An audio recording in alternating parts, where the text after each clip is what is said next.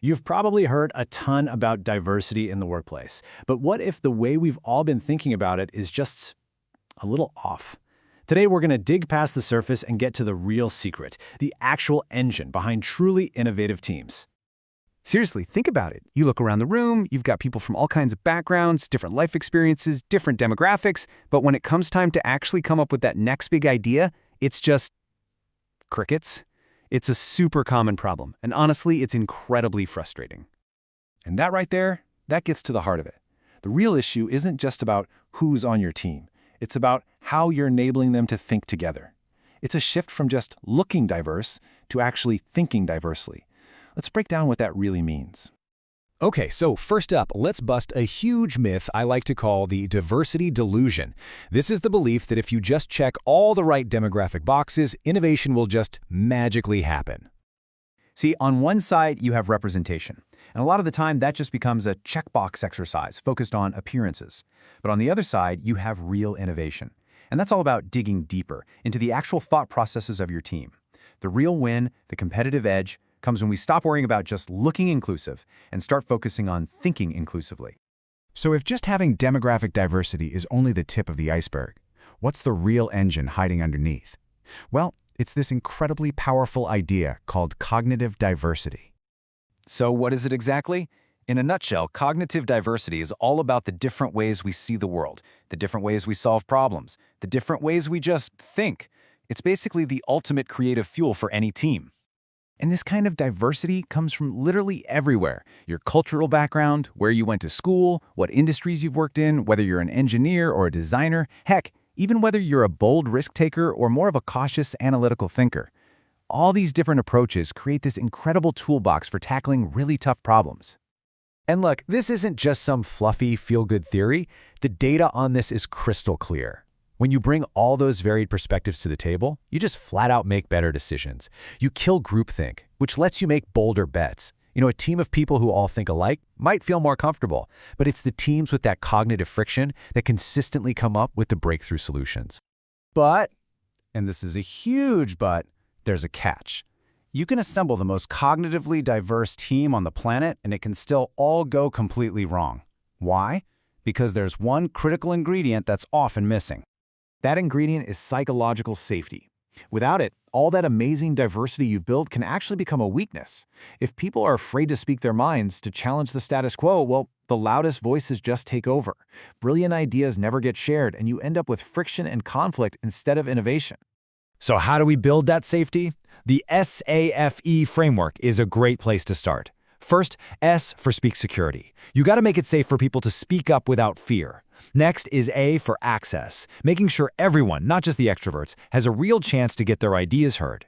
Then we have F for fairness, so people trust that the process for making decisions is transparent and above board. And finally, E for empathy, making a real effort to see a problem from someone else's totally different point of view. Okay, so where does a leader fit into all this?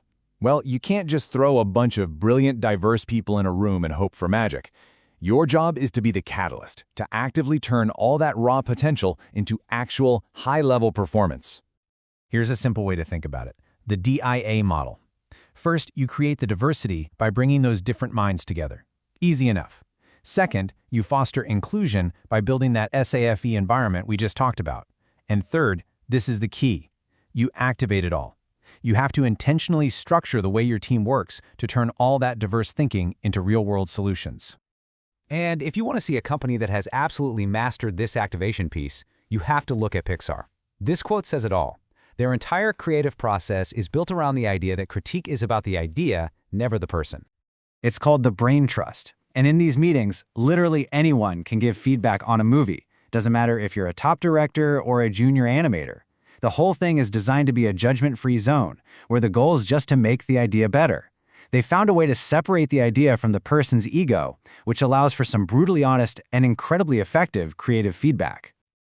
All right, so the Pixar example is amazing, but let's get real. How can you start building this kind of environment with your team like tomorrow? Let's get into some super practical tools you can use right away. So instead of a classic free-for-all brainstorm where the same two people always talk, try brainwriting. That's where everyone writes down their ideas silently first before sharing. Or maybe you use tools like Notion or Miro so people can contribute when they've had time to think. You could even appoint a rotating devil's advocate, whose job it is to poke holes in the group's thinking. Simple little changes like these can totally change the game. You know the saying, what gets measured gets managed, and you can't fix what you can't see. So try tracking where ideas are actually coming from. You might find something like this, where engineering and design are doing all the talking. Just seeing that data is the first step toward asking the right question, which is, hey, how do we unlock the great ideas we know are sitting in marketing and sales? Now let's pull back for a second, because this isn't just some passing trend. Being able to activate cognitive diversity isn't just a nice-to-have anymore. It's becoming a fundamental requirement for any company that wants to stay relevant. I mean, think about it. As AI and automation take over all the routine stuff, what's left? Our unique human creativity. That's the real differentiator now. And with so many of us on hybrid teams, you can't just hope for inclusion. You have to design it right into your digital workflows. It's absolutely essential. So, if you're going to take anything away from all this, let it be these 4 things. 1. Diversity is a tool for getting better results, period. It's not just about representation. 2. Inclusion doesn't just happen. You have to be intentional about it. 3. Psychological safety is the bedrock. Without it, nothing else works. And 4. It is the leader's job to be the architect of this entire system. And this quote just nails it. The goal isn't just to manage a team of people. It's to create the actual conditions, the environment, where incredible new ideas can be born. Which leaves us with one final question for you to chew on. With all this in mind, what's the one blind spot your team might have? What perspective, what way of thinking are you consistently missing? Because answering that question, well, that could be the key to your next big breakthrough. Thanks for tuning in.